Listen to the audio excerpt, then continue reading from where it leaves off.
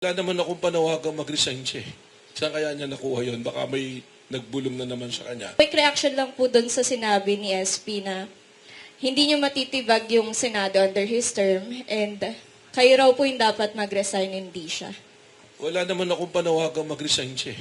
Saan kaya niya nakuha yun? Baka may nagbulong na naman sa kanya. And first of all, wala naman intensyon ng NBI or anybody from the side of the executive na tibagin yung Senado. It is an institution recognized since time immemorial, recognized by the 1987 Constitution. Bakit naman nating titibagin? We are there to promote law and order. Not in the Senate, again, because I have a commitment that we will not enter the Senate premises. Nag-usap kami ng Monday, so I kept my promise na hindi kami papasok. But they did not keep their promise that they will take care of Senator Bato de la Rosa. So kung may hindi po kami yung titibag ng Senado, it's them who are there in the Senate. And I have to say this, I said it yesterday, this is not about Senator Alan Peter Cayetano or about me.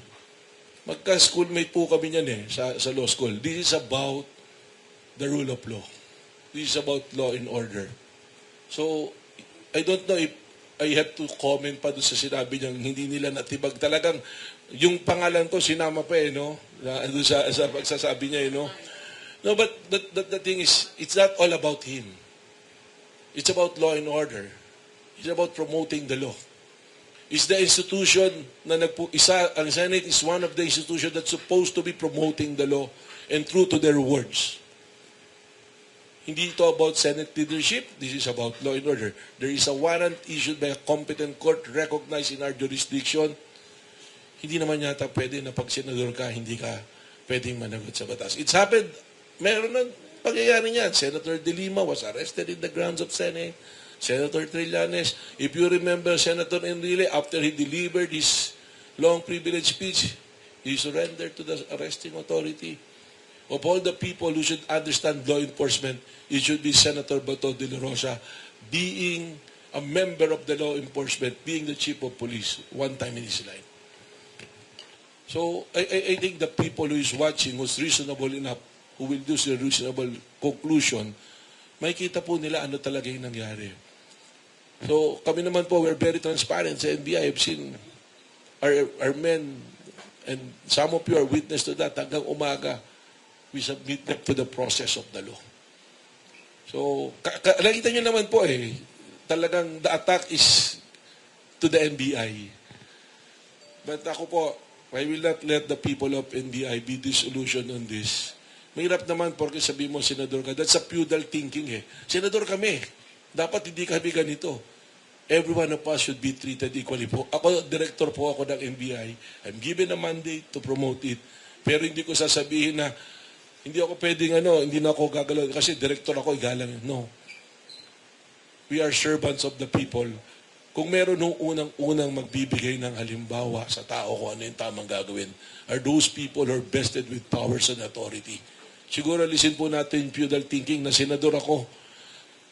Kasi kung senador ka, hindi pwedeng magbago yung point of view. May isang senador, when it's time to arrest yung ayaw niya, nung long time ago, Senator Trillanes, pumunta ron. Sabi niya, pag kaming ordinaryong tao, sasama na lang sa polis, wala kami magagawa.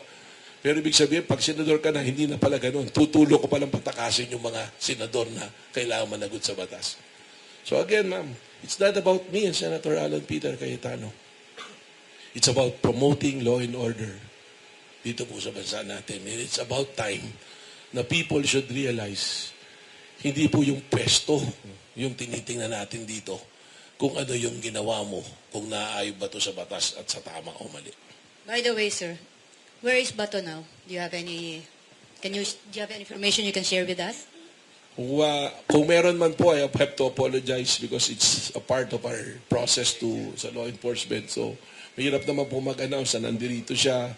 Kasi people try to speculate Ang dami-dami pong lead na binigay. But we have a lead kung nasaan talaga. Pero in the meantime, we will suspend yung announcement kung nasaan talaga siya.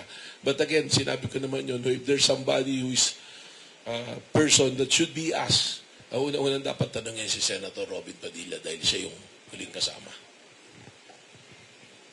Sir, That's why ako, nung tinawagan, we're having fellowship doon sa aming planning.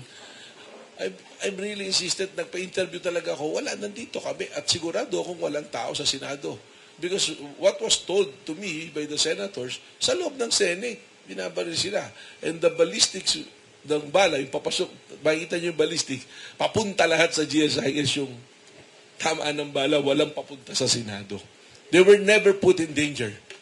Hindi nalagay sa senators. Kasi nga, it's a protocol kung if you are being attacked and you're under threat, sa bahay mo limbawa, Ma'am Ichi, at may opportunity ka namang umalis sa bahay mo dahil alam mo, ma-overpower ka or anything, anong gagawin mo?